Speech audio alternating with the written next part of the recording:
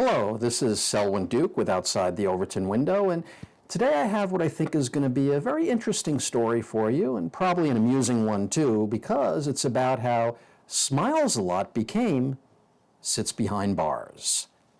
Straight ahead. Well, today's story is about one Nathan Chasing Horse. That's his name, and Mr. Chasing Horse has gotten himself in some trouble, and not for chasing horses, but something else. Well, anyway, the story has hit the news for a couple of reasons, and one of them is that Mr. Chasing Horse at one time starred in a major Hollywood flick, 1990's Dances with Wolves. And here he is in the movie. He plays a young lad here. He's 14, and his character's name is Smiles a Lot.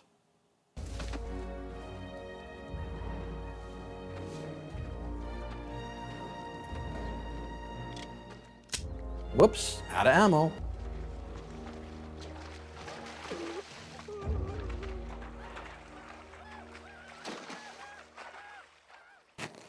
Well, Chasing Horse sure dodged a bullet there. But more recently, he wasn't that lucky. And what happened? Well, sometime after this movie, when this young man became an adult, he started passing himself off as a medicine man, and he paraded around the country performing healing ceremonies. Now, he probably could have gotten away with that in perpetuity, but not only that, according to authorities, he also started a cult called the Circle. And he used his influence to take advantage of sexually young women and also allegedly underage girls. Now here's an AP headline referencing his story. This is a recent headline, and it's about how the Nevada Supreme Court denied an appeal of Chasing Horses.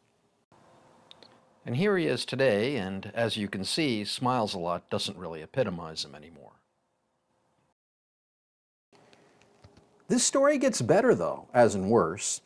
Because, and this is really, really rich, if you read down to the bottom of that AP article, the very last paragraph, you find this little nugget. It reads, one of the victims identified in the Nevada case was 14 when Chasing Horse told her the spirits of their ancestors had instructed him to have sex with her, according to court documents and prosecutors.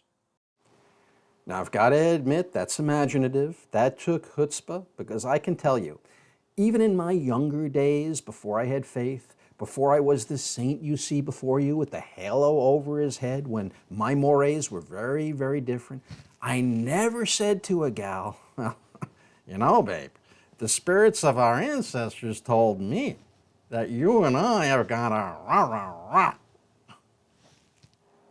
Really, though, joking aside, there is a serious issue here. And it's not just that this criminal took advantage of and hurt innocent women and girls, which he did do. It's also this. Now, in his cult were not just American Indians, but also other people. And this underlines a certain phenomenon in our society. And what that is a certain segment of people so often fall victim to this kind of a con. Now, these are the kind of people who would scoff at a priest giving a blessing. They would say, oh, that's sky fairy nonsense. Oh, that's just hocus pocus. But then they see some native religion or foreign religion, exotic religion, and they say, oh, it's so mystical. The power, it's so deep. I want to be part of that. And they're not seeking truth. They're just seeking a guru. This is just a flavor of the day to them. But I think what illustrates this problem better than anything else is something I'm about to show you. Now, this is comedic. It's a very funny 1-minute clip from that old sitcom Malcolm in the Middle. Now, I just have to set this up. I'll tell you that in this clip, you're going to see one of the main characters, Francis. He's a young white guy, and he's in Alaska here. And somehow he got his hands on a totem pole. It's not his, but he believes it exudes some mystical power, and he wants to understand it. He wants to benefit from it, and that's where this clip picks up. Enjoy. Just give me a sign or a signal or something. Oh my God!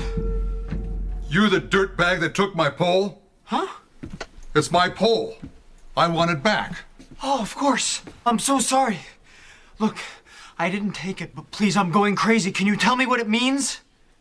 Well, if I hit it, it means I'm 5 inches away from the back of my carport. What? You use this as a wheel stop? This beautiful, sacred thing? Sacred, it's a decoration. You know, like a coat of arms or a storybook. It's a pretty chunk of wood that my kids helped me carve on a nice Saturday afternoon. But you can't tell me that you can't feel the energy. You white boys are all the same. I've got dark skin, so I must dance with the bears and listen to the spirit of the wind. I got news for you. I work for a living. I'm a Baptist, and I'm proud of it. But, are you sure?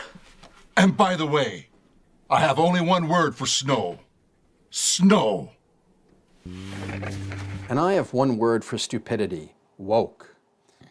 Don't be a woke joke with respect to these things with regard to spirituality. And this reminds me of a story.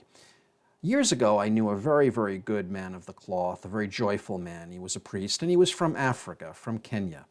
Well, anyway, he once told me a story. He said that his grandfather back in Africa, many years before, had been a witch doctor, a real witch doctor. But here's the thing. When his grandfather converted to Christianity, he admitted that back in his witch doctor days, he would just lie to people. So he didn't believe in what he was doing. It was all an illusion. It was a con, as with chasing horse, who we now know should be called chase and tail. Anyway, you don't fall victim to these things if you remember that in life we're supposed to be seeking truth. And anyone who's a true holy man is going to be leading you closer to truth, to virtue. He's going to be trying to make you better. He's not going to be leading you into vice, into temptation. And that is the truth. This is Selwyn Duke with Outside the Overton Window, and I'll see you next time. God bless.